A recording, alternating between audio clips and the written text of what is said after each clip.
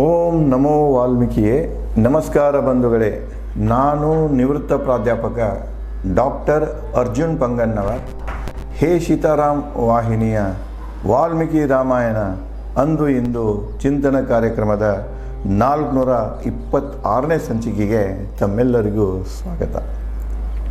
ಹಿಂದಿನ ಸಂಚಿಕೆಯಲ್ಲಿ ವಾಲಿ ಪ್ರಾಣ ಬಿಟ್ಟದ್ದನ್ನು ನೋಡಿ ಬಹಳ ದುಃಖ ಒಳಗಾಗ್ತಾಳೆ. ಮುಂದೆ ಹೆಣವನ್ನು ಅಪ್ಪಿಕೊಂಡು ಅಳ್ಲಿಕ್ಕೆ ಶುರು ಮಾಡ್ತಾಳೆ. ಅಲ್ಲಿಯಕ್ಕೆ ಇದರಲ್ಲಿ ಎರಡು ಸಂದೇಶಗಳು ಬರ್ತಾವೆ. ಒಂದು, ಸಾವಿನ ಮುಂದೆ ಎಲ್ಲರೂ ಸಮಾನರು. ಎಷ್ಟೇ ನೀನು ಪರಾಕ್ರಮಿ ಇರು, ಶೂರ ಇರು, ಏನೇ ಇರು, ಸಾವಿನ ಮುಂದೆ ನೀನೇನದೆ ಸಮಾನನ. ಅದರಂತೆ ಈ ಹೆಣ್ಣುಮಕ್ಕಳಿಗೂ ಅದೇ ಹೇಳ್ತಾರೆ, ನೀ ಶ್ರೀಮಂತ ಇರಲಿ, ರಾಣಿ ಇರಲಿ, ಏನೇ ಇರಲಿ, ಗಂಡ ಸತ್ತಂದ್ರೆ ನೀವೆಲ್ಲರೂ ವಿಧಿವೇರೆ ಒಂದೇ ಪಟ್ಟ ಸಿಗ್ತಿದೆ. ಅಂದರೆ ವಿಧಿವೆ ಏನಿದೆಯಲ್ಲ ಅದು ಎಲ್ಲರಿಗೂ ಸಮಾನನ, ಎಲ್ಲರೂ ವಿಧಿವೆ ಪಟ್ಟಕ್ಕೆ ಸಮಾನರು ಅನ್ನುವಂಥದ್ದ ಸಂದೇಶವನ್ನು ಹೇಳ್ತಾ ಅಲ್ಲಿ ಇನ್ನೊಂದು ಹೇಳ್ತಾಳೆ, ಸಾಮಾನ್ಯವಾಗಿ ಜನಸಾಮಾನ್ಯರಲ್ಲಿ ಸೈನಿಕರಿಗೆ ಕನ್ಯೆಯನ್ನು ಕೊಡೋದು ಬಹಳ ಕಡಿಮೆ. ಯಾಕಂದ್ರೆ ಸೈನಿಕರ ಬದುಕೇನಿದೆ ಬಹಳ ಅಭದ್ರ ಇರ್ತದೆ, ಅನಿಶ್ಚಿತ ಇರ್ತದೆ. ಈ ವಿಚಾರಗಳನ್ನು ತನ್ನ ಒಂದು ದುಃಖದಲ್ಲಿ ಪ್ರಲಾಪದಲ್ಲಿ ತೋಡುತ್ತಾ ಮುಂದುವರಿತಾಳೆ. ರಾಮನ ಒಂದೇ ಬಾಣ ನಿನ್ನ ಸುಗ್ರೀವರ ವೈರತ್ವ ಅಂತ್ಯಗೊಳಿಸಿತು. ರಾಮನ ಒಂದು ಬಾಣ ನೀನು ನಿನ್ನ ತಮ್ಮನ ನಡುವಿರುವಂಥ ಒಂದು ವೈರತ್ವ ಏನಿತ್ತಲ್ಲ ಅದನ್ನು ಸಮಾಪ್ತ ಮಾಡಿದ್ದೀವಿ. ಅಂದರೆ ಏನು, ವಾಲಿ ಮತ್ತು ಸುಗ್ರೀವನ ಮಧ್ಯೆ ವೈರತ್ವ ಇರ್ತದೆ. ಆ್ಯಕ್ಚುಲಿ ಆ ವೈರತ್ವ ಮಾಡಿದ್ದು ಸುಗ್ರೀವ ಅಲ್ಲ, ವಾಲಿ ಒಂದು ತಪ್ಪು ತಿಳುವಳಿಕೆಯಿಂದಾಗಿ ತಮ್ಮನ ಮೇಲೆ ಅವನಿಗೆ ಕೋಪ ಇರ್ತದೆ. ಅವನು ಬುದ್ಧಿ ಕಲಿಸ್ಬೇಕಂತ ಬೆನ್ನು ಹತ್ತಿರ್ತಾನೆ.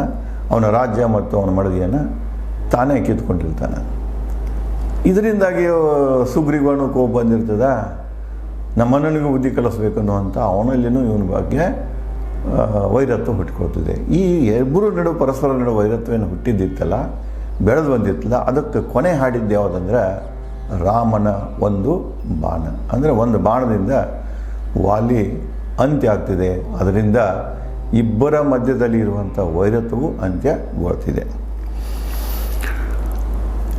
ಅವನ ಭಯವೂ ದೂರ ಆಯಿತು.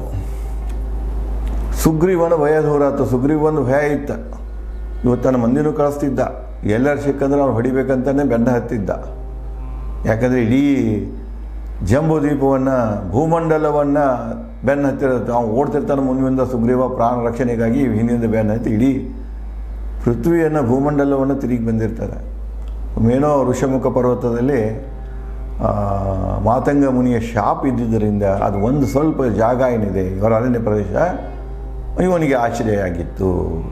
ಅದಕ್ಕೆ ಏನು ಭಯ ಇತ್ತಲ್ಲ, ಇಂದ ನಾಳೆ ನಾನು ಹೊಡಿಬೋದು ಅಂತ ಸುಗ್ರೀವನಲ್ಲಿದ್ದಂಥ ಭಯ ಕೂಡ ಇವತ್ತು ಅಂತ್ಯಗೊಂಡಿತು.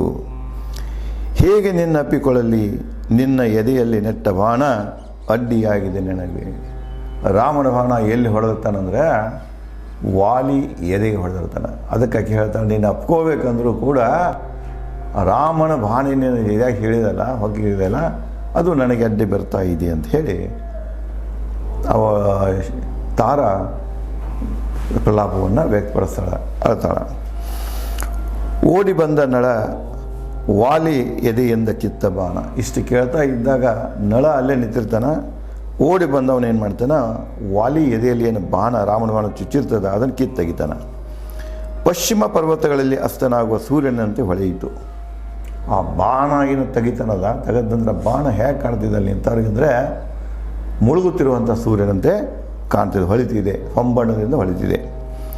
ವಾಲಿ ದೇಹದ ಚಿಮ್ಮುವ ರಕ್ತ ನೋಡಿ ಕಣ್ಣೀರಲ್ಲಿ ತೊಯ್ದ ತಾರ ಅಂಗದನಿಗೆ ನುಡಿದಳು. ಆ ಬಾಣ ಕಿತ್ತು ತೆಗಿಗುಡ್ದನ ಇನ್ನುಳಿದ ರಕ್ತ ಏನಿರ್ತದಲ್ಲ ಅದ್ರ ಜೊತೆಗೆ ಕೆಲವೊಂದು ರಕ್ತ ಹೊರಗೆ ಬಂದುಬಿಡ್ತದೆ. ಅದನ್ನು ನೋಡಿ ಮತ್ತಷ್ಟು ಅವಳ ಕಣ್ಣಾಗ ನೀರು ಬರ್ತಾವೆ. ಮತ್ತು ತನ್ನ ಮಗನಿಗೆ ಹೇಳ್ತಾಳೆ ತಾರ, ಇಹಲೋಕ ತ್ಯಜಿಸುವ ನಿನ್ನ ತಂದೆಗೆ ಗೌರವ ಸಲ್ಲಿಸು. ಈಗ ನಿನ್ನ ತಂದೆ ಏನು ಮಾಡಿದೆ, ಈ ಲೋಕವನ್ನು, ಭೂಲೋಕವನ್ನು ತ್ಯಜಿಸಿದವ, ಪರಲೋಕಕ್ಕೆ ಹೊರಟ. ಅದಕ್ಕೆ ಈ ಭೂಲೋಕ ತ್ಯಜಿಸುವಂತಹ ನಿನ್ನ ತಂದೆಗೆ ಗೌರವವನ್ನು ಸಲ್ಲಿಸು. ವೈಭವದ ಬೆಳಕು ಬೀರುವ ಸೂರ್ಯ ಅಸ್ತನಾಗುತ್ತಿಹನು. ಇದೇ ವೇಳೆದಾಗ ಸೂರ್ಯ ಕೂಡ ಮುಳುಗ್ತಾ ಇದ್ದಾನೆ, ಅಸ್ತನಾಗ್ತಾ ಇದ್ದಾನೆ. ಕೆಡುತ್ತಲೇ ತಾಯಿ ನುಡಿ ಎದ್ದ ಬಳಿ ಬಂದ ತಂದೆ ಪಾದ ಮುಟ್ಟಿ ತಡವರಿಸಿದ. ತಂದೆ ನಾನು ಅಂಗದ. ನೋಡ್ರಿ, ಮಗ ತಾಯಿ ಮಾತು ಕೇಳ್ಕೊತಂದ್ರೆ ಓಡಿ ಬಂದವನು ತಡವರಿಸ್ಕೊಂತ ಅಪ್ಪನ 2 ಕಾಲಗಳನ್ನು ಹಿಡ್ಕೊಂಡು ತಡವರಿಸುತ್ತಾ ತಂದೆಗೆ ಹೇಳ್ತಾನ, ತಂದೆ ನಾನು ಅಂಗದ, ಮಗನಿಗೆ ಏಕೆ ಆಶೀರ್ವದಿಸುತ್ತಿಲ್ಲ? ದಿವಸ ಆ ಕಡೆ ಕಡೆಯಿಂದ ಓಡಿ ಬಂದಾಗ ಎಲ್ಲೇ ನೀನು ಹೋಗಿ ಬಂದಿದ್ದೆ ಅಂದರೆ ನನಗೆ ಆಶೀರ್ವಾದ ಮಾಡ್ತಿರ್ತಿದ್ಯಾ, ಇವತ್ತೇ ಅದಕ್ಕೆ ನನಗೆ ಯಾಕೆ ಆಶೀರ್ವಾದ ಮಾಡ್ತಾ ಇಲ್ಲ? ಅವನು ಗೌರವ ಸಲ್ಲಿಸುತ್ತೀಯನು ನಿನಗೆ ನೆಂದಳು ತಾರ. ಅಲ್ಲೇ ಬಾಜುಗೆ ನಿಂತಿರ್ತಾಳೆ. ಮಗ ಅಪ್ಪ ನಾನು ಬಂದು ನಿಂತೀನಿ ಅಂತಂದಾಗ ಈ ಹೆಣ ಹೇಗೆ ಬಿದ್ದಿರ್ತದೆ, ಏನೂ ಸ್ಪಂದಿಸೋದಿಲ್ಲ. ಆವಾಗ ಇವಳು ಹೇಳಿಬಿಡ್ತಾಳೆ, ನೋಡು ಎಲ್ಲರೂ ಹೋಗಿ ಬಂದ ತಕ್ಷಣ ಮಗನಿಗೆ ನೀನು ಆಶೀರ್ವಾದ ಮಾಡ್ತಿದ್ದೆ, ಮತ್ತು ಇವತ್ತು ಯಾಕೆ ನೀನು ಮಾಡ್ತಾ ಇಲ್ಲ? ಶೋಕದಲ್ಲಿ ವಾಲಿಗೆ ನುಡಿದಳು ತಾರ, ನಾನು ಅಂಗದ ನೋಡ್ತೀಹೆವು ನಿನ್ನ ಅಳಕುವ ಆಕಳುವ ಕರದಂತೆ. ನಾನು ಮತ್ತು ಅಂಗದ ನೋಡುತ್ತೀಹೆವು ನಿನ್ನ ಆಕಳು ಮತ್ತು ಕರದಂತೆ. ಆಕಳ ಮತ್ತು ಕರ ಯಾವ ರೀತಿಯಾಗಿ ನೋಡ್ತಿರ್ತಾವ ಆ ರೀತಿಯಾಗಿ ನಾವು ನಿನ್ನನ್ನು ನೋಡ್ತಾ ಇದ್ದೇವೆ. ಅಂದರೆ ಆಕಳು ಕರ ಪರಸ್ಪರ ಕಳ್ಕೊಂಡಿತ್ತು ಅಥವಾ ಈ ಥರ ತಾಯಿ ನೋಡ್ಕೊಳ್ಳೆ ಕರ ಹೆಂಗೆ ಓಡಿ ಹೋಗ್ತದೆ, ಕರನ್ನು ನೋಡ್ಕೊಳ್ಳೆ ತಾಯಿ ಹೆಂಗೆ ಓಡಿ ಹೋಗ್ತದೆ, ಅವು ಎರಡೂ ಪರಸ್ಪರ ನೋಡುವ ಒಂದು ದೃಷ್ಟಿ ಇದೆಯಲ್ಲ, ಇಲ್ಲೇ ವಾಲಿ ಹೆಣ ಮತ್ತು ಅಂಗದ ತಾರ ನೋಡ್ತಿರ್ತಾರೆ. ಅದನ್ನು ಇಲ್ಲಿ ಅಲಂಕಾರ ರೂಪದಲ್ಲಿ ಉಪಮೆ ರೂಪದಲ್ಲಿ ವಾಲ್ಮೀಕಿಯವರು ಬಳಸ್ಯಾರ. ನಾನು ಮತ್ತು ಅಂಗದ ನೋಡುತ್ತೀಹವು ನಿನ್ನ ಆಕಳು ಮತ್ತು ಕರದಂತೆ, ನಮ್ಮ ಅಳು ನಿನಗೆ ಕೇಳಿಸುತ್ತಿಲ್ಲವೇ? ನಿನ್ನ ಆಶ್ರಯ ನಮ್ಮಿಂದ ದೂರ ಐತಿ. ನಾವು ಇಷ್ಟೊಂದು ಬಡ್ಕೊಂಡು ಹಾಳಾಕತ್ತೀವಿ ಮಗ, ನಾನು ನಿನಗೇನು ಕೇಳಿಸ್ತಾ ಇಲ್ಲ, ನಮ್ಮಿಂದ ಅಷ್ಟು ದೂರ ಹೋಗಿಬಿಟ್ಟಿಯಾ ಅಂಥೇಳಿ ಮತ್ತಷ್ಟು ಶೋಕವನ್ನು ತಾರ ಮಾಡ್ತಾಳೆ. ಕಂಡು ತಾರಾಳ ದುಃಖ ಪ್ರಲಾಪ ಸಹೋದರನ ಹತ್ಯೆಗೆ ಖೇದಿಸಿದ ಸುಗ್ರೀವ, ತುಂಬಿ ಬತ್ತು ದುಃಖ ಸುಗ್ರೀವನಲ್ಲಿ. ನೋಡಿದ ತಾರ ಆಳ್ತಾ ಇದ್ದಾಳೆ, ಅಂಗದ ಆಳ್ತಾ ಇದ್ದಾನೆ, ಅನ್ನ ಶವವಾಗಿ ಬಿದ್ದಾನೆ. ಇವನಿಗೂ ತಡೆಯೋಕ್ಕಾಗೋದಿಲ್ಲ. ಸುವರ್ಣ ಹತ್ಯೆ ನೋಡಿಕೊಂಡು ಆ ಒಂದು ದೃಶ್ಯ ನೋಡಿಕೊಂಡು ಸುಗ್ರೀವನಿಗೆ ದುಃಖ ಉಂಬಳಿಸಿ ಬರ್ತದೆ, ದುಃಖ ತುಂಬಿ ಬರ್ತದೆ. ಕಣ್ಣೀರು ಹೊತ್ತು ಬಂದ ರಾಮನ ಬಳಿ, ಅಕೋತನ ರಾಮನ ಬಳಿ ಸುಗ್ರೀವ ಬರ್ತಾನೆ. ಧನುರ್ಧಾರಿ ರಾಮನಿಗೆ ಸುಗ್ರೀವ ನುಡಿದ. ಅಲ್ಲೇ ನಿಂತಂಥ ರಾಮನಿಗೆ ಸುಗ್ರೀವ ಹೇಳ್ತಾನೆ, ಓ ರಾಮ, ನಿನ್ನ ವಚನ ಪಾಲಿಸಿದಿ. ನೀ ನನಗೆ ವಚನ ಕೊಟ್ಟಿದ್ದು, ಇಬ್ಬರು ನಡುವ ಸ್ನೇಹ ಸಂಬಂಧ ಆಗಿತ್ತು, ಸ್ನೇಹ ಒಪ್ಪಂದ ಆಗಿತ್ತು. ಆ ಸ್ನೇಹ ಒಪ್ಪಂದದ ಷರತ್ತಿನಂತೆ ನೀನು ಇವತ್ತು ನೀನು ಕೊಟ್ಟ ವಚನವನ್ನು ನೀನು ಪಾಲಿಸಿದಿ. ಸಿಕ್ಕಿತು ನನ್ನ ರಾಜ್ಯ ಮತ್ತು ಪತ್ನಿ. ನನಗೆ ನನ್ನ ರಾಜ್ಯ ಸಿಕ್ಕಿತು, ನನ್ನ ಪತ್ನಿನೂ ಸಿಕ್ಕಳು. ಆದರೆ ಅನ್ನನ ಹತ್ಯೆ ಬಾಧೆ ಪೀಡಿಸುತ್ತಿದೆ ನನಗೆ ಸಂತೋಷ ಆಗ್ತಾ ಇಲ್ಲ. ವಾಲಿನ ಕೊಂಡ ತಕ್ಷಣ ಹೆಂಡತಿ ನನಗೆ ಬಂದಳು, ನನ್ನ ರಾಜ್ಯ ಬಂತು, ಆ ಸಂತೋಷ ನನಗೆ ಆಗ್ತಾ ಇಲ್ಲ. ಯಾಕಂದರೆ ಇನ್ನೊಂದು ಕಡೆಗೆ ನನ್ನ ಅತ್ತೆ ವಿಧವೆಯಾಗಿ ಆಳ್ತಾ ಇದ್ದಾಳೆ, ಅಂಗದ ಅನಾಥನಾಗಿ ಆಳ್ತಾ ಇದ್ದಾನೆ. ಮತ್ತು ನನ್ನ ಸಹೋದರ, ಎಷ್ಟೋ ಇದ್ರೂ ನನ್ನ ಸಹೋದರ ಶವವಾಗಿ ಬಿದ್ದಾನೆ. ಅದಕ್ಕೂ ನನಗೆ ದುಃಖ ತಡೆಯೋಕ್ಕಾಗಬಾರ್ದು, ನನಗೆ ಯಾವುದೇ ಸಂತೋಷದ ಆಗ್ತಾ ಇಲ್ಲ, ನನಗೆ ದುಃಖನೇ ತುಂಬಿದೆ ಅಂಥೇಳಿ ರಾಮನಲ್ಲಿ ಹೇಳ್ತಾನೆ. ರಾಜನ ಕಳ್ಕೊಂಡ ಕಿಷ್ಕಿಂದ ಸುಡುತ್ತಿದೆ ಶೋಕಾಗ್ನಿಯಲ್ಲಿ. ವಾಲಿನ ಕಳ್ಕೊಂಡಂತಹ ಈ ಕಿಷ್ಕಿಂದದ ಜನ ಏನಿದೆ, ಕಿಷ್ಕಿಂದದ ಪ್ರಜೆಗಳೇನಿದ್ದಾರೆ, ಅವರೆಲ್ಲ ಶೋಕದ ಅಗ್ನಿಯಲ್ಲಿ ಸುಡ್ತಾ ಇದ್ದಾರೆ, ಬೆಂದುತ್ತಾ ಇದ್ದಾರೆ. ಅಂಗದ ನನಗೆಹನು, ಅಂಗದ ಹೆದರ್ಕೊಂಡು ಬಿಟ್ಟಾನ. ರುಚಿಸದು ಎನಗೆ ಈ ರಾಜ್ಯ. ಇಂಥವರೆಲ್ಲ ದುಃಖಿಸುತ್ತಿರುವಾಗ ಇಷ್ಟು ಮಂದಿಗೆ ದುಃಖ ಕೊಟ್ಟು ನನಗೆ ಸಾವು ತಂದು ನನಗೆ ಈ ರಾಜ್ಯ ಬೇಡ. ಇದನ್ನೇ ಭಗವದ್ಗೀತಾದಲ್ಲಿ ಕೃಷ್ಣನಿಗೆ ಅರ್ಜುನ ಕೇಳ್ತಾನೆ. ಯುದ್ಧ ಆದ ನಂತರ ಇವ್ರು ಯಾರು ಸತ್ತು ಹೋದ ನಂತರ, ಯಾಕಂದರೆ ಅಜ್ಜ ಇದ್ದಾನೆ, ಮುತ್ಯಾಜ್ಜಿ ಇದ್ದಾನೆ, ಅಂತಮ್ಮರಿದ್ದಾರೆ, ಮಾವಂದಿದ್ದಾರೆ, ಬಂಧು ಬಳಗಿದ್ದಾರೆ, ಸ್ನೇಹಿತರಿದ್ದಾರೆ. ಇಂತೆಂಥ ಪರಾಕ್ರಮಿ ಮಹಾಪರಾಕ್ರಮಿಗಳು ಈ ಎರಡೂ ಕಡೆ ಇದ್ದಾರೆ. ಯುದ್ಧದಾಗ ಇವರೆಲ್ಲ ಪ್ರಾಣವನ್ನು ಕಳ್ಕೊಳ್ತಾರೆ. ಇವರು ಸತ್ತ ನಂತರ ಈ ರಾಜ್ಯ ತಗೊಂಡ ನಾವೇನು ಮಾಡೋನು, ಇಂದ್ರಪ್ರಸ್ಥ ತಗೊಂಡ ನಾವೇನು ಮಾಡೋನು, ಈ ರಾಜ್ಯವನ್ನೇ ತೊಗೊಂಡು ನಾವೇನು ಮಾಡೋಣ ಅಂತ ಹೇಳಿ ಅರ್ಜುನ ಕೃಷ್ಣನಿಗೆ ಇದು ನೋಡಿ, ಇಲ್ಲಿ ಸುಗ್ರೀವ ಹೇಳ್ತಾನೆ ರಾಮನಿಗೆ, ಎಲ್ಲ ನೋಡಬೇಕಾದ್ರೆ ಎಷ್ಟೆಲ್ಲ ಕಳ್ಕೊಂಡೆ, ನಾನು ತಪ್ಪು ಮಾಡಿದೆ, ಇದರಿಂದ ನನಗೇನು ಸುಖ ಆಗೋದಿಲ್ಲ, ಸುಖ ಬರ್ತಾ ಇಲ್ಲ, ಬರೀ ದುಃಖ ಬರ್ತಾ ಇದೆ, ಅದಕ್ಕೆ ನನಗೆ ಈ ರಾಜ್ಯ ಬೇಡ ಅಂತ ಹೇಳ್ತಾನೆ.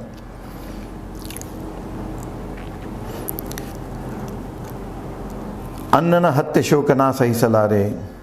ಸಿಟ್ಟಿನಲ್ಲಿ ಅಣ್ಣನ ಹತ್ಯೆ ಬಯಸಿದೆ. ಅಣ್ಣನ ಹತ್ಯೆ ಶೋಕನ ಸಹಿಸಲಾರೆ. ಅನ್ನ ಕೊಡುವಂಥ ಉಪಟಳಕ ಮಾಡಿದಂಥ ಅನ್ಯಾಯಕ್ಕೆ ಏನೋ ಸಿಟ್ಟಿತ್ತು.